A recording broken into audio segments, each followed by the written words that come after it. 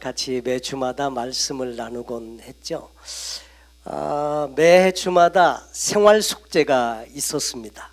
근데 생활 숙제 혹시 실천해 보신 분? 숙제가 있었나? 이렇게 생각하시는 분이 혹시 계실지 모르겠어요.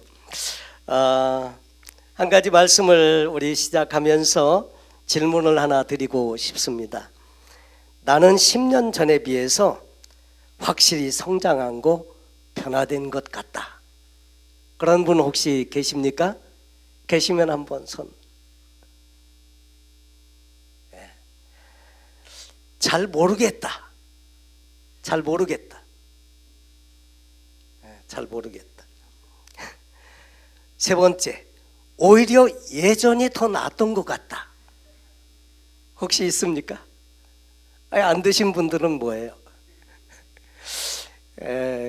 1부 때 질문을 드렸더니 우리 함장로님께서 10년 전이 난 것 같대요. 그래서 뭐가 10년 전이 난 것 같냐고 여쭤봤더니 그때는 좀 더 젊었다 이거죠. 근데 육신적인 거 말고 영적인 거, 이 속사람이 어떠냐 이거죠. 한국말에 변화라는 말이 있는가 하면 변질이라는 말도 있어요. 변화는 좋은 쪽으로 바뀌는 것을 변화라고 보통 이야기하고, 변질이라고 하는 것은 나쁜 쪽으로 바뀌는 것을 변질이라는 단어를 사용을 많이 하죠. 많은 사람이 마음에 변화되고 싶다, 마음에 성장하고 싶고 더 성숙하고 싶고 더 하나님 닮아가고 싶고 이런 마음이 있습니다. 미숙한 상태에서 성숙한 상태로 나아가고 싶어 하죠. 근데 가끔씩 자기 자신을 보면 그렇게 좋은 쪽으로 많이 변화되지 못한 것을 보면서 좀 마음이 안타깝기도 하고 또 아쉽기도 하고, 또 변하지 않는 자신을 보면서 마음 상해하고 힘들어하는 경우도 있을 수 있습니다. 우리의 신앙생활 역시 마찬가지여서 많은 성도님들이 그리스도 안에서 예수 믿고 변화되고 성장하고 성숙해지고 그리스도의 인격을 닮아가기를 열망하고 그렇게 살죠. 처음 믿을 때보다 믿음 생활이 오래 지나면 지날수록 신앙의 경륜도 쌓이고 더 나은 신앙의 사람이 되고 싶어 하는데, 가끔씩 보면 그렇지 못한 모습들을 보면서 참 이렇게 아쉬움을 갖기도 합니다. 오래 믿으면 믿음도 강하고 또 더 성숙할 거라고 생각이 되는데 꼭 그렇지만은 않은 경우들을 종종 보게 된다고 하는 거죠. 과연 우리가 예수님을 믿으면 우리가 더 나은 사람이 될 수 있는가? 우리의 옛 모습을 버리고 새 사람이 될 수 있을까? 사람들에게 질문을 해보았을 때 사람은 정말 변할 수 있을까요? 이런 질문에 대개 두 가지 답을 한다고 합니다. 사람은 변하지 않는다. 경험적으로 보니까 안 변하더라 이거예요. 변했는 줄 알았는데 보니까 여전히 마찬가지고 안 변하더라. 그래서 사람은 안 변한다. 이런 주의를 가지고 있는 분이 있고요. 어떤 분은 사람은 변합니다. 확실히 변화됩니다. 역시 마찬가지로 경험을 통해서 변화된 많은 케이스도 있고 또 자신의 삶을 통해서 경험한 것도 있고요. 그동안 우리는 하나님의 말씀을 많이 들었습니다. 저도 어려서부터 신앙생활을 했으니까요, 하나님 말씀을 참 많이 들었고 말씀을 많이 나누었고 그렇게 했죠. 한 50여 년, 젊었을 때 어렸을 때 한 10년은 빼고라도 적어도 50년 가까이 하나님의 말씀을 듣고 매번 했는데, 그것이 다 물론 인격을 형성하는 데 도움은 됐겠지만 돌아보면 특별히 기억날 만한 말씀이 그렇게 많지는 않더라고요. 은혜 받았고 당신은 좋았고 그랬는데 그 말씀들이 내 삶을 얼마나 변화시켰는가 생각해 보면 별로 우리의 삶에 기억나는 말씀이 많지 않더라 하는 거죠. 자, 변화되고 싶은데 문제는 어떻게 변화될 수 있느냐 하는 거죠. 여러분, 그냥 그저 기다리기만 하면 someday 우리가 변화가 되는 것일까요? 여러분, 그냥 기다리면 어느 순간에 우리가 정말 성숙한 사람으로 변화가 그냥 되는 건가? 그건 아니라는 거죠. 그러면 어떻게 해야 변화가 되는 것인가? 하나님 역시 우리가 변화되고 또 그리스도 안에서 성숙한 사람이 돼서 우리를 통해서 하나님이 하시는 일을 좀 더 많이 나타내 보여주시기를 원하고 우리의 삶을 또 축복해 주시기를 원하시는데, 어떻게 우리가 변화될 수 있겠는가 하는 것이 숙제죠. 다 변화도 원하고 변화도 될 수 있다고 성경은 말하는데, 그럼 어떻게, how? 이게 우리의 숙제입니다. 첫 번째, 변화가 되려고 하면 우리의 뇌의 잘못된 프로그램에서 벗어나야 됩니다. 사람에게는 생각하는 일을 관장하는 이 뇌가 있죠. 뇌는 보고 듣고 경험한 모든 자료들을 다 체계화시켜서 사고 체계를 형성을 하게 되고요. 그리고 이 사고 체계를 가지고 판단도 하고 생각도 하고 하면서 살게 됩니다. 우리의 뇌는 브레인 사이언스라고 하는 그런 그 내용을 이렇게 보았더니, 우리의 뇌는 새로운 경험을 할 때 즐거워해요. 새로운 경험을 하게 되면 아주 프레시하고 즐겁게 느끼고, 또 새로운 경험을 많이 하면 할수록 또 시간은 느리게 간다고 이렇게 느낀대요. 어렸을 때는 시간이 잘 안 가잖아요. 어렸을 때 한창 이렇게 자라나는 성장기에는 왜 이렇게 시간이 안 가는지, 고등학교 때 제가 그런 생각을 해봤던 기억이 있습니다. 빨리 고등학교를 졸업하면 다방도 좀 가보고 이렇게 하고 싶은데 이렇게 시간이 안 가더라고요. 근데 군대 제대하고 나니까 왜 이렇게 시간이 빨리 가는 건지, 시간이 참 빨리 지나가 버리더라고요.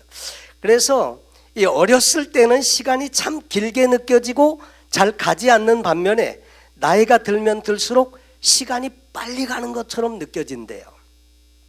성경에는 시간을 의미하는 단어가 두 개가 있는데, 하나는 크로노스라고 해서 물리적으로 가는 시간이에요. 째깍 째깍 째깍 째깍 이렇게 물리적으로 가는 시간은 다 똑같아요. 근데 이 카이로스라고 하는 시간이 있는데, 새로운 변화를 경험하는 시간이고 새로운 어떤 의미 있는 시간을 통해서 가질 때 이것을 카이로스의 시간이라고 하는데, 이것은 주관적인 시간이다 하는 거죠. 근데 우리의 뇌는 창의적인 사고로 이게 변화를 만들 수 있는데, 주로 이제 어떤 때 창의적인 이 생각의 변화가 오는가 연구를 해보았더니, 새로운 곳에 가고 새로운 사람들을 만나고 새로운 경험을 가질 때 이 브레인이 창의적이 된다고 해요. 또 잠을 많이 자는 것도 창의적인 생각을 갖는 데 도움이 되고, 또 때로는 명상과 묵상을 하고 생각을 잘 이렇게 차분히 정리하고 이런 시간을 자주 가지면 가질수록 창의적이 된다고 합니다.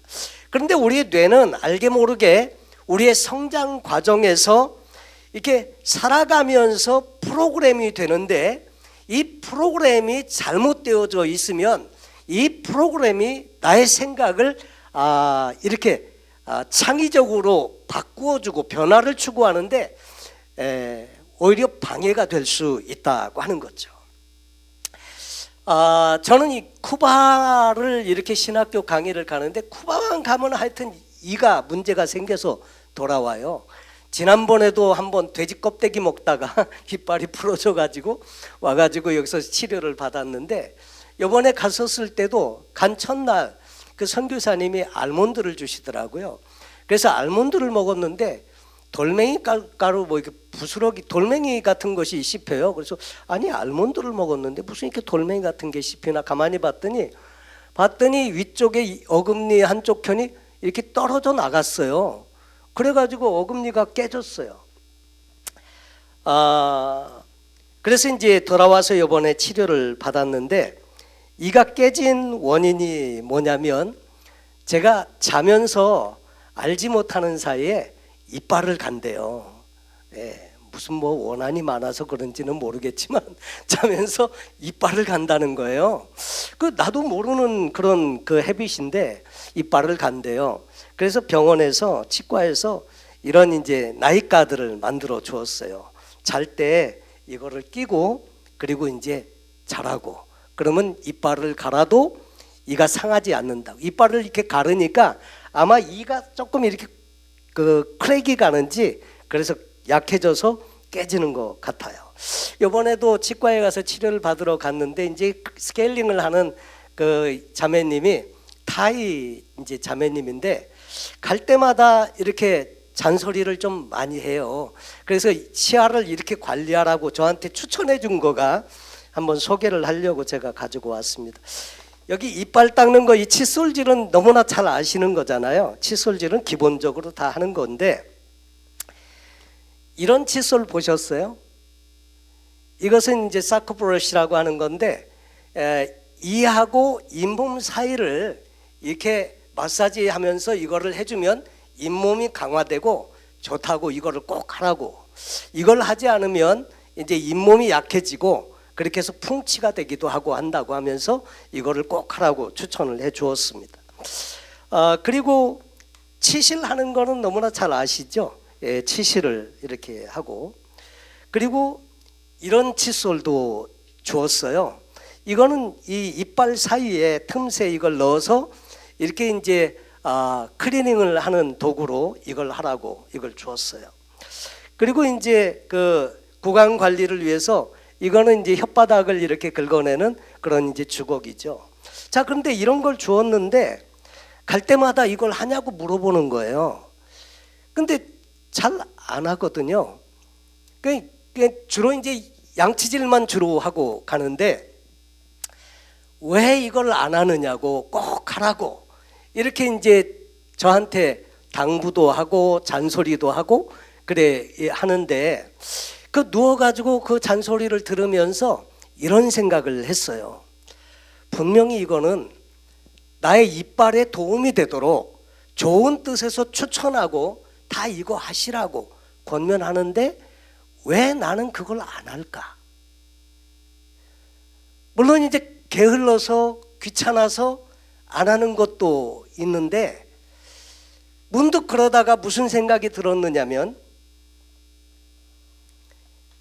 이 하나님의 말씀 여기에 보면 이렇게 하라 저렇게 하라 말씀을 우리에게 주시잖아요.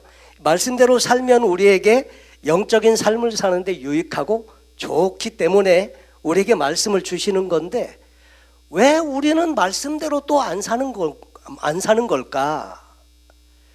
왜 우리에게 유익이라고 이렇게 오직 너희를 위하여 이렇게 해서 말씀을 주시는데 왜 우리는 말씀대로 안 살까? 이런 생각이 들었어요.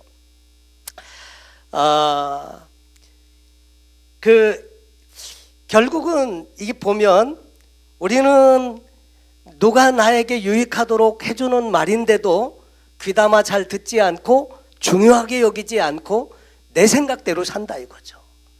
남이 어떻든지 나는 내 생각 가지고 사는 거예요. 이 내 생각은 어떻게 형성이 된 거냐면, 어려서부터 이렇게 자라오면서 자연스럽게 내 브레인 안에 그 시스템으로 자리하고 있는 거예요.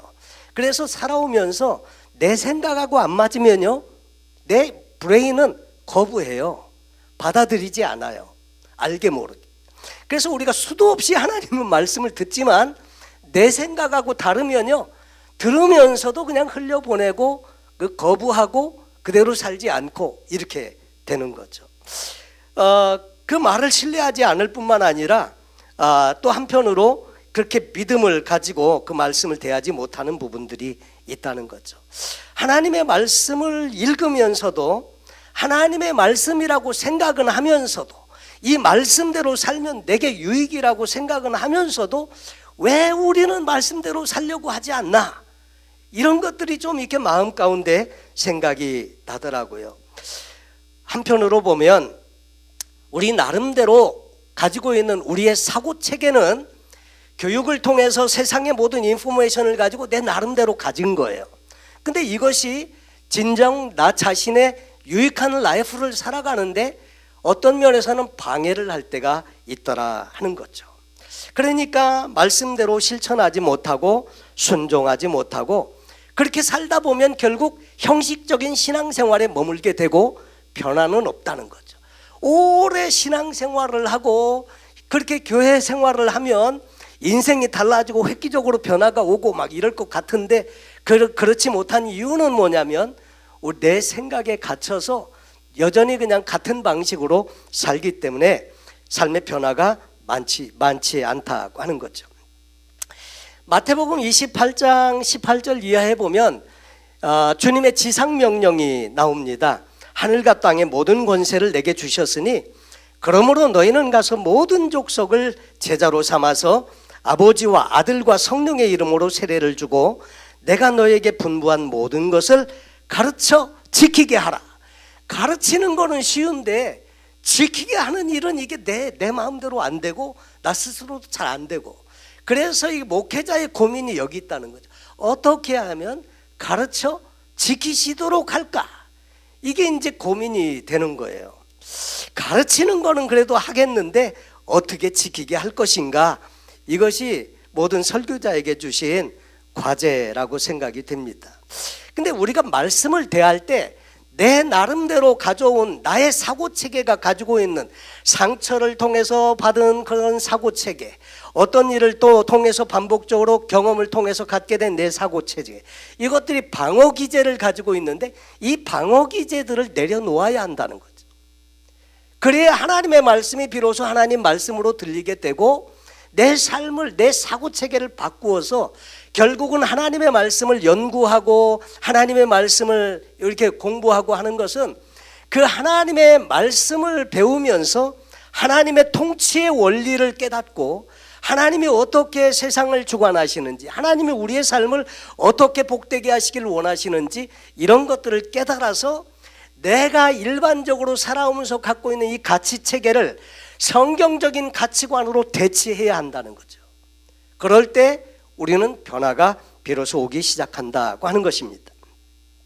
그래서 이 하나님의 말씀을 자꾸 읽으면 패러다임이 달라진다는 거죠. 관점이라고 말하는데 패러다임 시프트가 일어나고 그래서 생각이 바뀌어지게 된다고 하는 것입니다. 그래서 우리가 하나님의 말씀을 통해서 또 말씀을 연구하면서 우리 하나님이 어떻게 일하시는지, 성경적인 하나님 나라의 가치관, 그리고 어떻게 인생을 살아야 되는지를 우리가 사고체계에서 내가 가지고 있는 기존의 잘못된 프로그램을 대치해서 새로운 것으로 만들어야 한다고 하는 거죠. 그리고 그 이제 가치관이 바뀌게 되면 삶의 우선순위가 달라지게 되고 라이프 스타일이 바뀐다는 거죠. 일상의 삶에 살아가는 스타일이 바뀌게 된다. 그래서 변화를 원한다면 우리는 잘못된 뇌의 프로그램에서 벗어나야 하고 하나님 나라의 통치 원리와 또 우리를 위해서 유익을 주신 말씀을 믿어야 한다고 하는 것입니다. 두 번째로, 어떻게 하면 변화가 있는 인생을 살 수 있을 것인가? 그 말씀의 순종과 실천을 반복해서 습관이 되게 해야 한다는 거죠.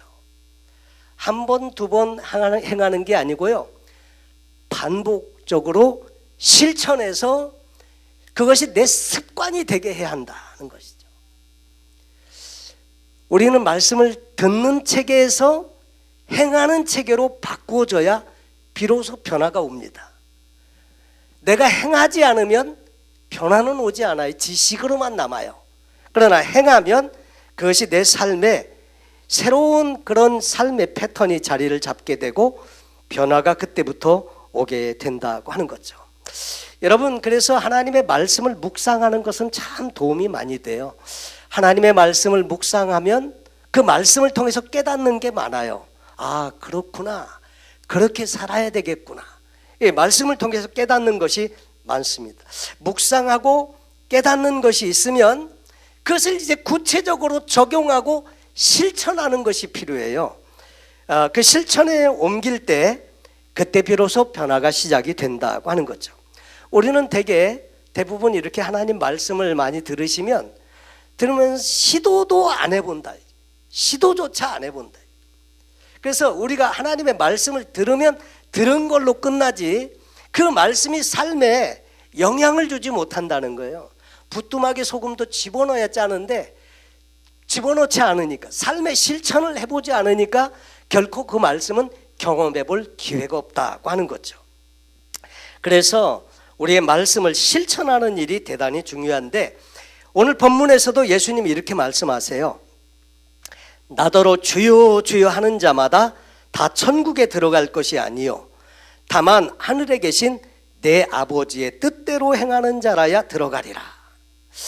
주여 주여, 성령으로 말미암지 않고는 아무도 주라 시인할 수 없다 그러는데 이 말은 무슨 말이냐 하는 거죠. 행위로 구원받는다는 말입니까? 그것도 아니죠. 이 말은 이런 뜻이에요. 정말로 예수 그리스도를 구세주로 영접하고 믿는다면 그 사람은 반드시 아버지의 뜻대로 행하는 사람일 거다.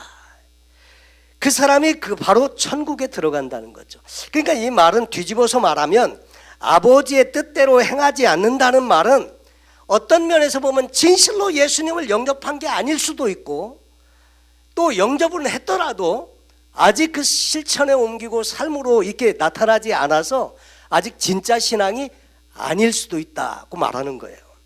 그러니까 정말 거듭나고 예수 그리스도를 믿은 사람이라고 하면 말씀이 삶에 실천되어지고 말씀대로 행하는 사람으로 나타날 거다 하는 거죠.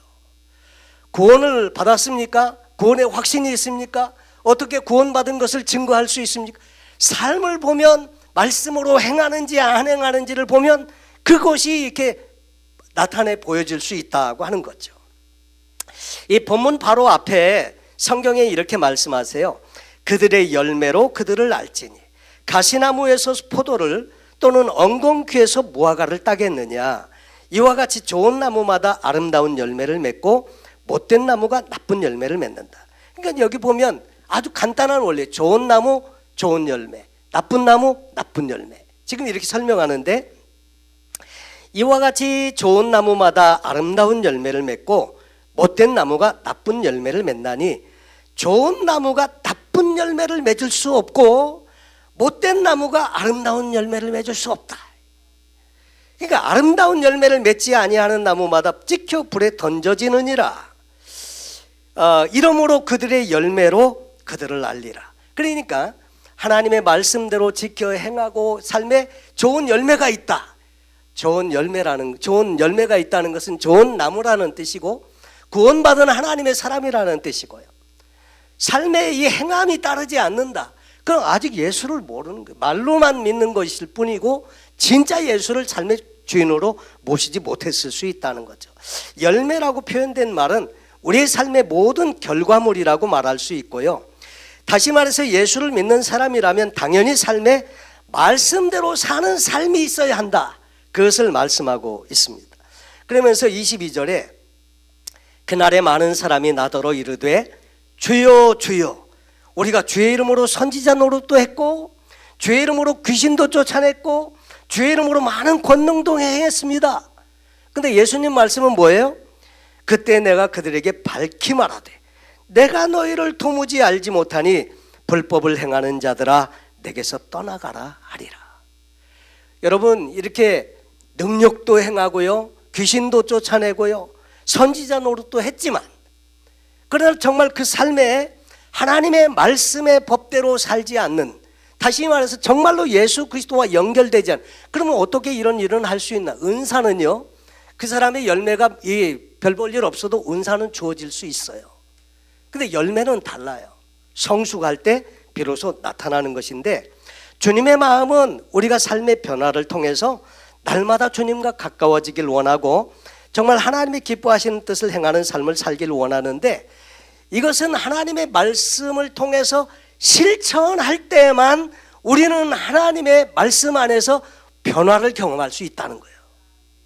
그러니까 말씀의 실천이 없으면 변화는 기대하기가 어렵다고 볼 수 있는 거죠.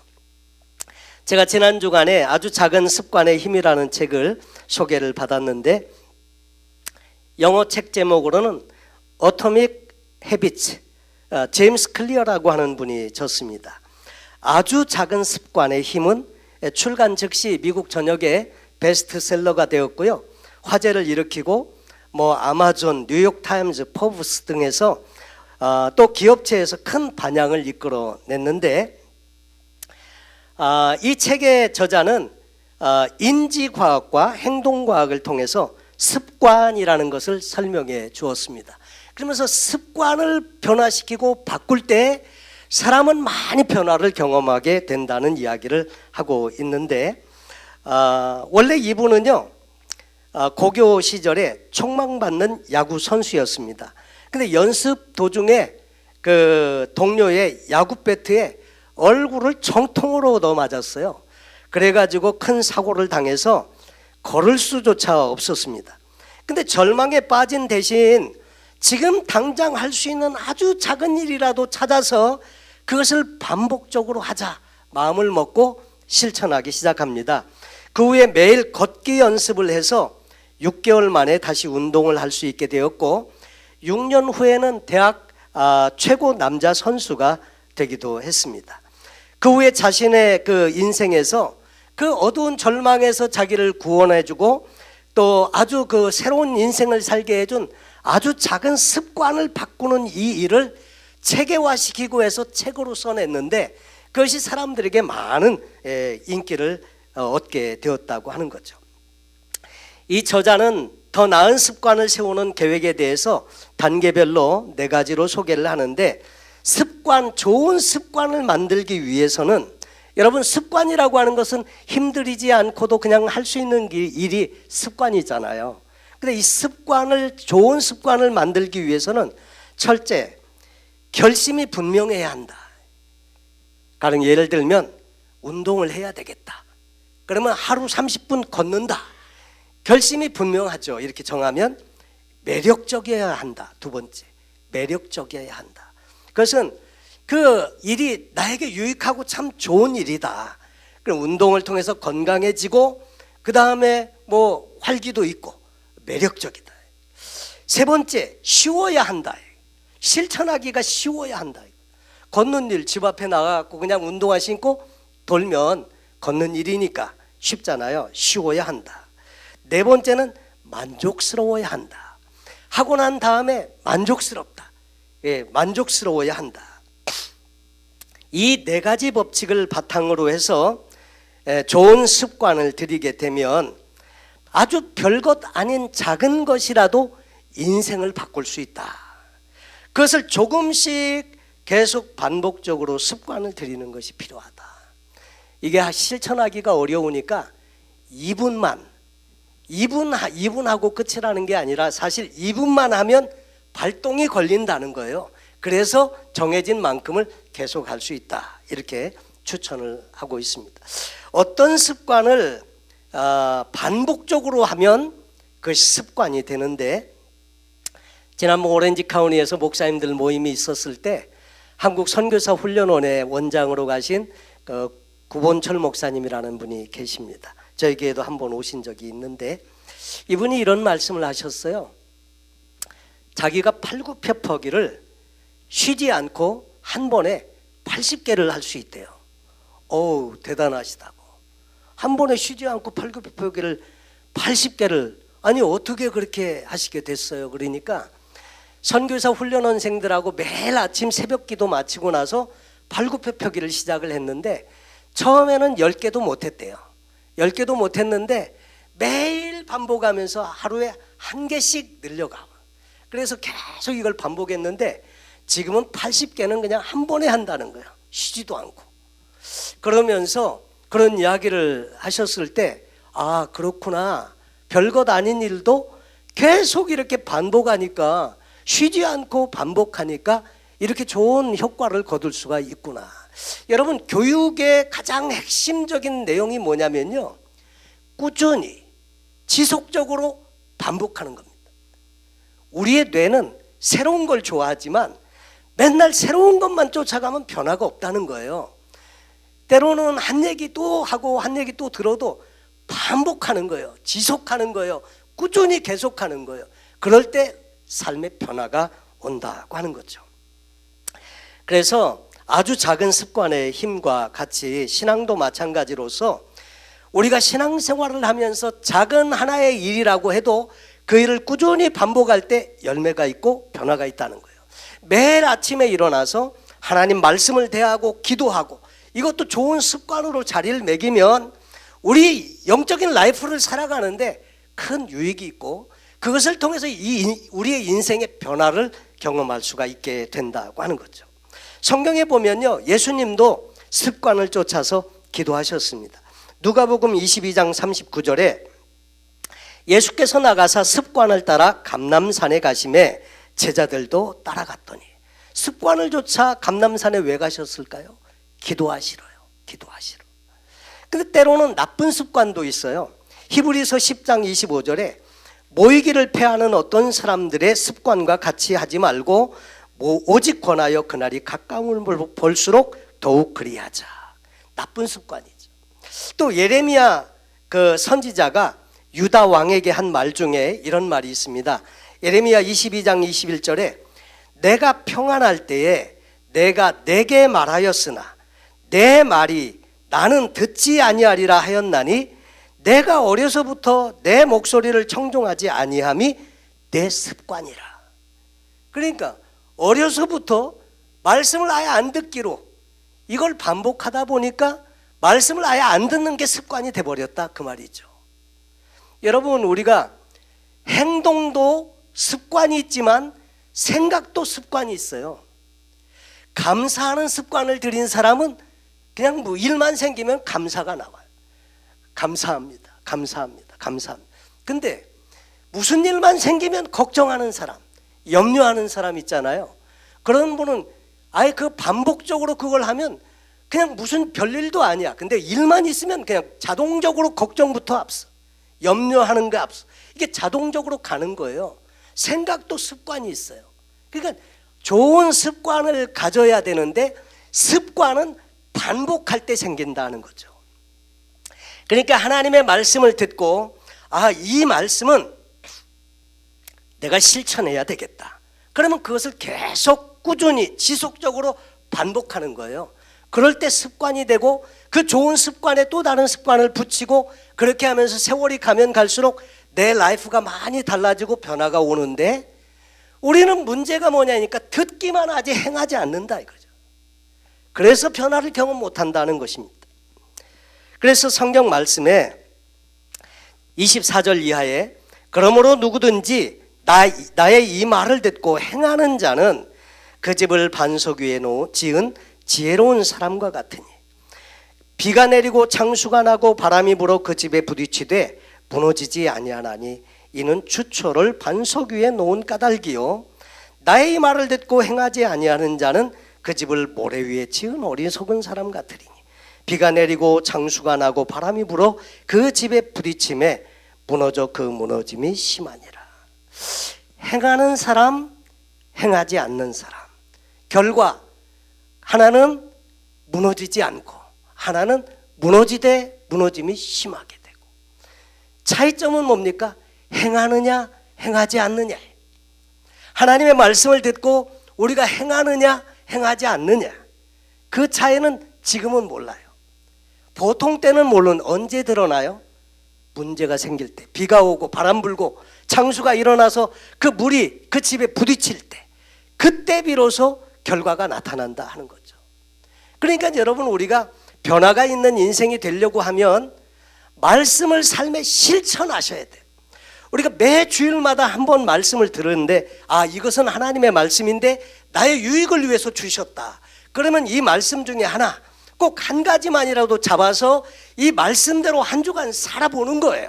그리고 한 주간 살 뿐 아니라 그것을 계속적으로 계속 반복하면서 살게 되면 내 영적인 거룩한 습관이 되고요. 그리고 그 습관에 또 좋은 습관이 붙고 그러면서 나의 인생에 변화가 온다는 거죠. 이것은 너무나 당연한 이야기 같지만 우리가 너무 많이 간과하는 부분이고 그래서 변화를 경험하지 못하는 부분이다 하는 거죠. 또 세 번째로 십자가의 복음과 내주하시는 성령님의 역사로 우리의 삶은 변화가 된다는 거죠. 집이라고 하는 것은 누가 사느냐에 따라서 그 집이 달라집니다. 어떤 분이 인터넷에 이런 글을 썼어요. 인도 사람이 살던 집을 샀는데 들어가 보니까 막 커리 냄새가 온 집에 다 배해가지고 냄새가 빠지질 않더라는 거예요. 그 집도 어떻게 들어가 보면 인도 사람 집처럼 그렇게 꾸며놨다 하는 거죠. 그래서 이제 들어가면서 하나씩 둘씩 받고, 그 냄새도 지워보려고 애를 많이 썼는데 몇 달이 지나야 겨우 냄새가 없어졌다 하는 거죠. 아마 김치 냄새로 그 커리 냄새를 대체한 것 같아요. 근데 그러면서 그분이 표현하기를, 만약에 미국 사람이 이 집을 사면 이제 김치 냄새 없어느라고 애를 쓸 거라고 그렇게 이야기를 써놨더라고요. 어떤 사람이 그 집에 들어가 사느냐에 따라서 집이 달라집니다. 우리가 멕시코 넘어가면 국경을 넘자마자 분위기가 벌써 확 바뀌잖아요. 누가 사느냐에 따라서 완전히 환경은 달라지게 되어져 있는데, 역시 우리의 속사람도 마찬가지예요. 내 안에 누가 사느냐 이거예요. 내 안에 주인이 여전히 나여서 내가 살면 여전히 같은 인생을 살게 되지만, 그 예수님께서 오셔서 내 안에 주인이 돼서 사시면 내 삶에 변화가 온다는 거죠. 여러분, 그러면서 우리가 예수 그리스도를 믿을 때에 예수님을 영접했다고 말하는데, 영접한다는 말은 모셔드린다는 말이고 받아들인다는 말이에요. 예수님이 내 안에 오셔서 내 삶의 주인이 되시는 거예요. 예수를 구주로 믿을 뿐만 아니라 주인으로 모시는 거죠. 그래서 예수님이 내 안에 오셔서 살게 되면 나는 죽고 이제는 예수님의 삶의 방식으로 우리가 살게 되는 것인데, 여전히 내가 살아서 여전히 내 삶의 주인이 나예요. 그래서 사람이 안 바뀐다 하는 거죠. 주인이 바뀐 삶을 살아야 한다는 거죠. 그래서 우리가 주님께 내어드린다는 것은 주님과 의논하고, 그러니까 그분이 주인이시니까요. 주님의 뜻은 뭡니까? 어떻게 하면 좋겠습니까? 어떻게 할까요, 주님? 여쭤보면서 그분이 원하시는 대로 살게 되면 변화가 온다는 거죠. 그러나 여전히 내가 내 삶의 주인이어서 주님은 그냥 제쳐두시고 우리끼리 내가 이렇게 살면 여전히 삶은 변화가 없다고 하는 거죠. 주님의 말씀에 순종하면서 살고, 그리고 주님께서 내 안에서 주인이 되시도록 하고 살면 여전히 누가 그 집에 사느냐에 따라 집이 달라지듯이 우리 인생도 달라진다 하는 것입니다. 여러분, 그래서 이 변화는 우리도 원하고 하나님도 원하시고 모두가 다 원하는 건데, 변화는 또 좋은 것이고, 그래서 변화가 필요한데, 변화를 위해서는 우리의 성장 과정에서 형성된 뇌의 잘못된 프로그램에서 벗어나야 하고요. 그래서 우리가 가지고 있는 기존의 가치관을 하나님의 말씀으로 재프로그램이 필요하다고 하는 거고, 두 번째로 말씀대로 실천하고 반복하고 습관이 되게 해야 한다. 그럴 때 삶의 변화가 온다. 작은 것 하나라도 매일 꾸준히 지속적으로 반복해야 변화가 온다. 그래서 말씀을 들을 때 꼭 한 가지만이라도 붙잡으시기 바랍니다. 이거는 내가 실천해야 되겠다. 실천하지 않는 말씀은 결코 내 삶에 하나님을 경험하도록 해주지 못합니다. 그래서 작은 것 하나라도 붙잡으시고 꾸준히 또 지속적으로 반복하시고 습관이 되게 해야 한다. 십자가의 복음과, 세 번째로 십자가의 복음과 내주하시는 성령의 역사로 우리는 변화될 수 있다. 그래서 매일 말씀과 기도를 통해서 하나님과의 교제의 시간을 갖는 것, 난 이거 실천해야 되겠다. 그럼 붙잡으시고 실천해 보십시오. 또 말씀을 체계적으로 배우고 결심한 바를 작은 것 하나라도 꾸준히 실천하면서 습관이 되게 하겠다. 그리고 변화는 가능하고요. 그리고 성령님께서 오셔서 도우시면 얼마든지 우리가 변화될 줄로 믿습니다. 한 5년쯤 지나셔서 5년 전과 지금의 나는 어떻게 달라졌나, 확실히 변화되었고 확실히 더 성장하고 성숙해졌다, 이런 고백이 다 저와 여러분에게서 나올 수 있게 되시기를 예수님의 이름으로 축원합니다. 같이 한번 찬송 드리시고 기도하는 시간 갖길 원합니다. 내가 주인 삼은 모든 것 내려놓고 내 주 대신 주 앞에 나가